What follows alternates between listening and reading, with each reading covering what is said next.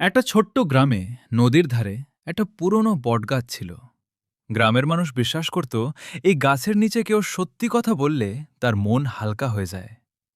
একদিন ছোট্ট ছেলে রিফাত সেখানে চুপচাপ বসেছিল, হাতে তার ছেঁড়া একটা খাতা। সে কাউকে বলতো না, কিন্তু তার ভেতরে একটা স্বপ্ন লুকিয়েছিল। একদিন সে বড় লেখক হবে। স্কুলে সবাই তাকে নিয়ে হাসাহাসি করত, বলতো তুই কিছুই করতে পারবি না। এই কথাগুলো শুনে রিফাত কষ্ট পেয়ে বটগাছের নিচে এসে কাঁদতে কাঁদতে Can I বলল, really achieve anything? আমি কি সত্যি কিছু হতে পারবো না? হঠাৎ হাওয়া বয়ে গেল, গাছেরের পাতাগুলো নড়ে উঠল, যেন কেউ ফিসফিস করে বলছে, যে স্বপ্ন দেখে সে কখনো ছোট নয়।